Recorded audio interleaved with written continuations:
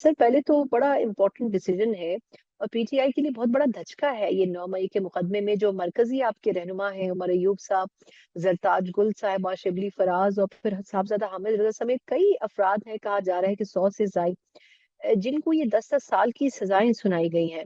अब आपकी जमात इस फैसले को सर किस तरह देख रही है? देखिए, अगर आप मुझसे पूछे कि ये जो हो रहा है ये क्या हो रहा है बेसिकली ये देखिए, पीटीआई को सबसे पहले पीटीआई के जो वोट थे उनके ऊपर डाका डाला। उसके बाद नंबर 2 पीटीआई की जो रिजर्व सीट्स थी उसके ऊपर डाका डाला। अब पीटीआई की जो एग्जिस्टिंग सीट्स थी उसको अब तो बेसिकली ऐसा होता है ना कि आपके घर में एक चीज पड़ी है, वहां पे आके कोई डाका डाल के चला जाता है। फिर उसके बाद आप एक चीज बाहर से मंगवा रहे हैं, वहां से आपका हिस्से की चीज वो बाहर से ही वो टीसीएस वालों के साथ मिलके चोरी कर दिया। अब आपके घर में घुस के आपको गन पॉइंट पे पकड़ के और आपको डाका डाल रहे हैं, ये जो हो रहा है ये वो डाका है। हमारे जो यहाँ पे मरकजी जो इनके अंदर इस पूरे केस के अंदर 9 मई के अंदर अब आप देख लें, सितम जरीफी देख लें और पाकिस्तान की जुडिशरी को देख लें कि जो मरकजी गवाह हैं उनके ऊपर कोर्ट कहता है, जो जजमेंट है उसमें लिखता है कि ये जो है ये स्पाई का लफ्ज इस्तेमाल करते हैं और वो लोग खुद भी कहते हैं हम भेस बदल के। अब मुझे जो समझ नहीं आती, किसी भी मैं हो सकता है बाकी पॉलिटिकल पार्टीज में ये होता हो कि जब आप टॉप के 13 बंदे जो कि एक मीटिंग कर रहे हैं, एक आदमी जो सिपाही के लेवल का या एसएचओ के लेवल का या उस लेवल का एक आदमी भेस बदल के उनके दरमियान में चला जाएगा, तो दूसरे लफ्जों में वो उन 13 के अंदर या 14, अगर उसको मिला लें 14 बंदे होंगे, वो 14 के अंदर अपने आप को या डॉक्टर हुमायूं या अपने आप को एजाज चौधरी या अपने आप को कोई इस किस्म का बंदा जो वहां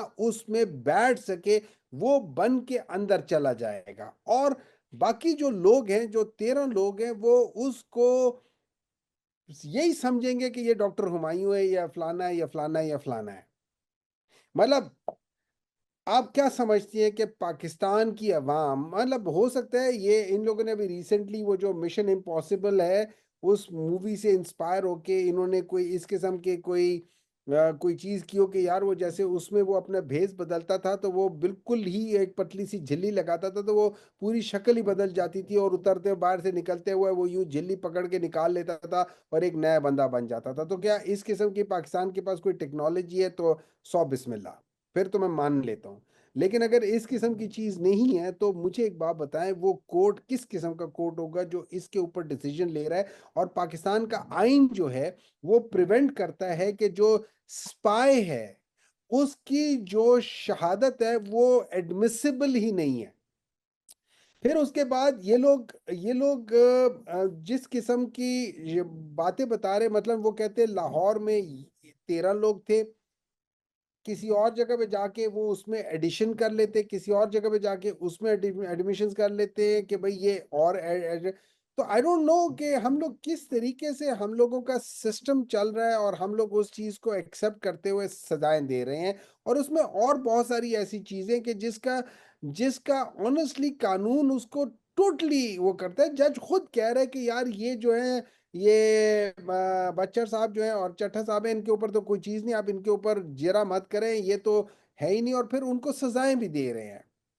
तो I really do not know, हम लोग अगर ये समझते हैं, अगर ये सिस्टम ये समझता है कि इससे पाकिस्तान के अंदर स्टेबिलिटी आएगी, तो इससे पाकिस्तान के अंदर स्टेबिलिटी नहीं आएगी, इससे फर्दर डिवाइड क्रिएट होगा।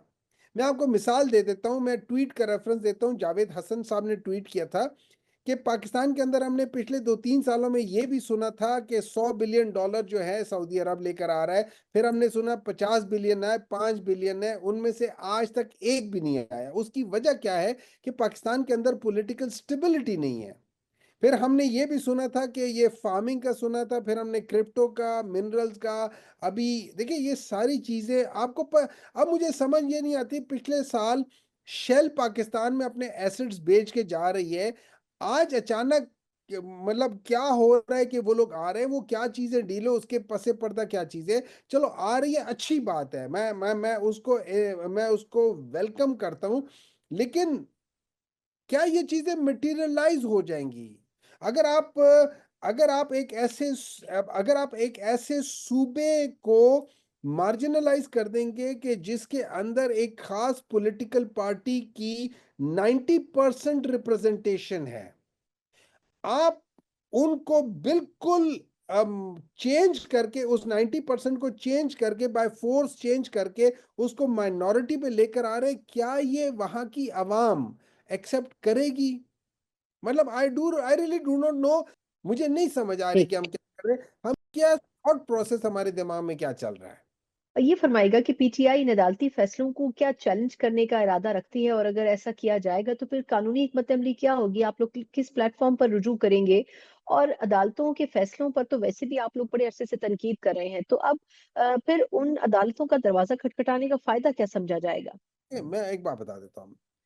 इस वक्त जो जुडिशरी है उसके अंदर दम खम नहीं है। They are not independent judiciary, it's an executive judiciary. आर्ट ये जो कॉन्स्टिट्यूशन के जो जो अमेंडमेंट्स हुई थी, 26 अमेंडमेंट्स हुई थी, इसके अंदर आपने जुडिशरी की इंडिपेंडेंस खत्म कर दी है।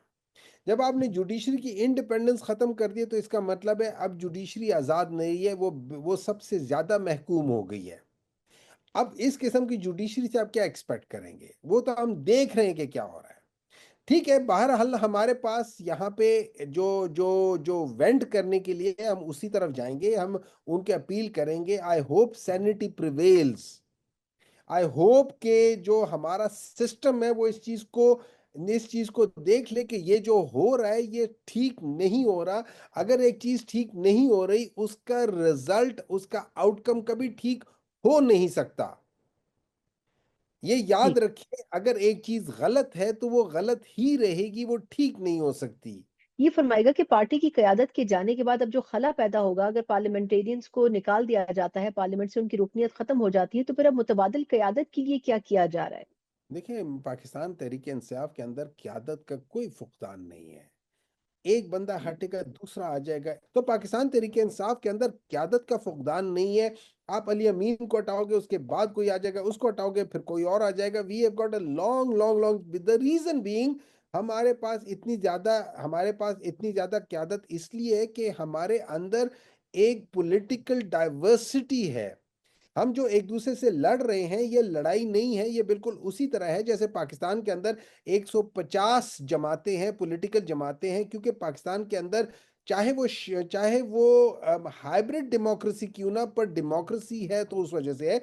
वो जो पॉलिटिकल पार्टीज जिनके अंदर डिस्करेज किया जाता है इस क्या कह सकते हैं, डिफरेंस ऑफ ओपिनियन को, वो फैमिली ओरिएंटेड जमात होती है। उसके अंदर आपके अंदर वो ब्लू ब्लड होना चाहिए। अगर आपके अंदर ब्लू ब्लड नहीं है तो चाहे आप क्यों ना, लेट्स से कायरा साहब जैसे क्यों ना हो जाए, दो के पता नहीं 20-25 साल से लगे हुए हैं, लेकिन वो खड़े होंगे बिलावल भुट्टो के पीछे। फिर कल को अगर बिलावल भुट्टो नहीं तो आसफा के बेटे के पीछे खड़े हो जाएंगे। पहले बेनजीर के पीछे खड़े थे, फिर वो लोग जो भुट्टो के साथ खड़े थे वो फिर बेनजीर के पीछे खड़े हो गए। चलो, बेनजीर फिर भी उसने कुछ स्ट्रगल की थी। फिर उसके बाद जरदारी के पीछे हो गए थे क्योंकि उसके पास एक विल आ गया था। ये पॉलिटिकल पार्टी वाहिद पॉलिटिकल पार्टी है जो विल में ट्रांसफर होती है।